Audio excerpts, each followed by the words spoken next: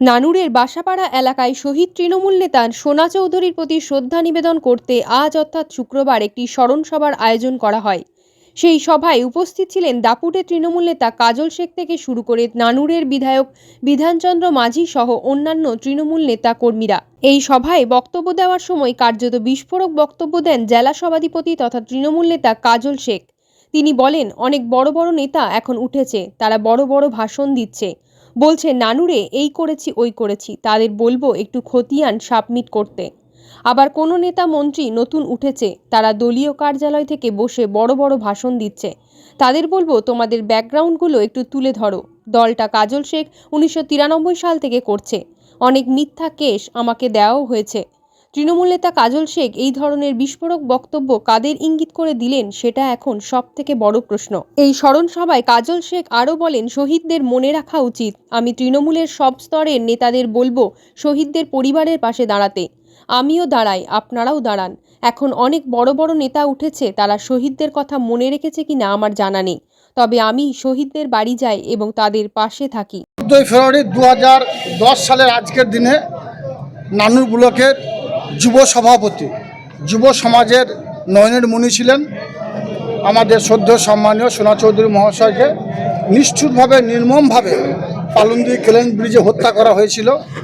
তারই প্রতিবাদে আজকে একটা শোভাযাত্রা এবং তার মাল্যদান করা হলো। এখানকার বিধায়ক থেকে শুরু করে ব্লক প্রেসিডেন্ট শুরু করে তার পরিবারের সকল সদস্যরা এবং আমরা যারা মামাটি মানুষের সৈনিক, আমরা সকলের সমবেত ছিলাম। এই উদ্দেশ্যে সমবেত হয়েছি। আপনি একটা বক্তব্য দিলেন যে 1994 সাল থেকে দল করছি, তো আমি দল করছি 1993 সাল থেকে। 1993 সালে উচ্চ মাধ্যমিক পরীক্ষায় উত্তীর্ণ হয়েছি হাউসগ্রাম হাই স্কুল থেকে। আমি যে কথাগুলো বলবো সেগুলো তথ্যভিত্তিক বলছি, গিয়ে দেখে নেবেন। এবং নানুর থানা সংলগ্ন এরিয়ায় যেসব থানাগুলো আছে, মঙ্গলকোট বলুন, আপনি কেতুগ্রাম বলুন, বোলপুর বলুন, লাভপুর বলুন, বিভিন্ন থানায় 1993 সাল থেকে কেস হিস্ট্রিগুলো ঘাঁটবেন, দেখতে পাবেন প্রত্যেকটি থানাতে আমার নামে একের পর এক মিথ্যা মামলার অভিযোগ সাজানো হয়েছিল। এবং এই নানুরের চারকোল গ্রাম পঞ্চায়েতের চারকোল গ্রামের একটা কোঅপারেটিভ ব্যাংক ভোট নিয়ে সমস্যা হয়েছিল। সেই ভোটে একটু ঝামেলা হয়েছিল নিজেদের মধ্যে এবং তখন আমাকে আসামি করা হয়েছিল, আমার পরিবার 4 জন সহ আরও 16 জনকে। সেটা 1994 সালে।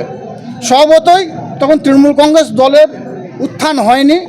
আমাদের মাননীয় মুখ্যমন্ত্রী মাননীয় মমতা বন্দ্যোপাধ্যায় তখন যুবনেত্রী ছিলেন কংগ্রেস দলের। তখন থেকেই আমি দক্ষিণপন্থী ঘরানা যেহেতু জন্ম আমার, এবং তখন থেকেই রাজনীতির সঙ্গে আমি যুক্ত, তার উদাহরণ হিসাবে এই কথাটা আমি বললাম আজকে, যে আমি নবাগত নই, আমি নূতন নই। আজ থেকে 31 বছর আগে যার নামে মিথ্যা মামলা ছিল, এই 31 বছর ইতিহাস যদি আমরা ঘাঁটি, তা দেখতে পাবো বীরভূম জেলার অনেক নেতামন্ত্রী হয়ে যারা বসে আছেন, তাদের তখন জন্ম হয়নি। তারা তখন দলের ছত্রছায় এসেছে কিনা আমার সন্দেহ আছে। সে বিষয়টাই আমি পরিষ্কার করলাম। দাদা, একটা কথা বললেন যে শহীদদের অনেকেই মনে রাখে না। এই নানুর শহীদদের জন্যই কিন্তু তৃণমূল কংগ্রেস আজকে প্রতিষ্ঠিত। সেই জায়গাতে সত্যি কি আক্ষেপ মনে হয় যে সেই জায়গাটা? অবশ্যই, যেহেতু আমি একজন শহীদ পরিবারের সদস্য, এটা আক্ষেপ হওয়ারই জায়গা। কারণ নানুরের 11 জন সুপ্রিয় শহীদ হয়েছিল। আমাদের মাননীয় মুখ্যমন্ত্রী মাননীয় মমতা বন্দ্যোপাধ্যায় প্রত্যেকের কর্মসংস্থানের ব্যবস্থা করেছেন। তারপরে যে 16 জন শহীদ হলো, তাদের কথা কে মনে রেখেছে, কারা মনে রেখেছে? কেউ মনে রেখেছে বলে আমার মনে হয় না। সেই শহীদ পরিবার যাদের অবদানে, যাদের রক্তপিচ্ছিল পথ অতিক্রম করে এই নানুর বিধানসভা পরিবর্তন হয়েছে, তাদের স্ত্রীরা, তাদের ছেলে মেয়েরা খেতে পাচ্ছে কি পাচ্ছে না, কেউ দেখে বলে আমার মনে হয় না। তাদের পরিবারগুলো কি অবস্থায় আছে? আজ অনেকে বলছে আমি অত বড় নেতা, অনেক বড় নেতা, কিন্তু তারা তাদের খোঁজ রাখে বলে আমার মনে হয় না, কিন্তু রাখা উচিত। আমি প্রত্যেকটি পরিবারের পাশে যাই।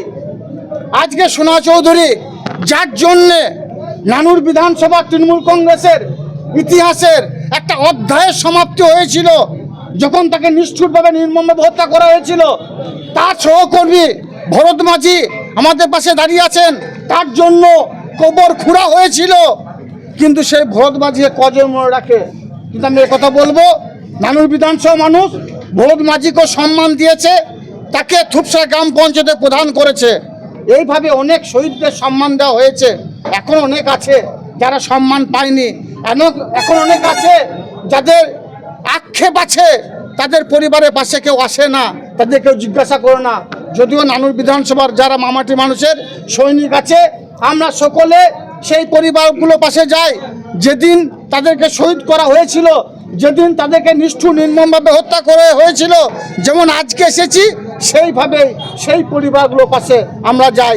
আমার আক্ষেপের বিষয় একটা, আমিও শহীদ পরিবারের সদস্য, আমারও বাবাকে খুন করা হয়েছে, আমার দুই দাদাকে খুন করা হয়েছে, কিন্তু অনেক জেলার বড় বড় নেতা আছে, তারা নিজেদেরকে বড় বড় নেতা বলে দাবি করে। তারা বলেন নানুর এই করেছি ওই করেছি, তাদেরকে বলবো একটু খতিয়ান সাবমিট করতে। আবার দেখছি নতুন নতুন নেতার আবির্ভাব হয়েছে, তারা দলীয় কার্যালয়ে বসে বড় বড় ভাষণ দিচ্ছে। তাদেরকে বলবো তোমাদের ব্যাকগ্রাউন্ডগুলো একটু তুলে ধরার চেষ্টা করবে।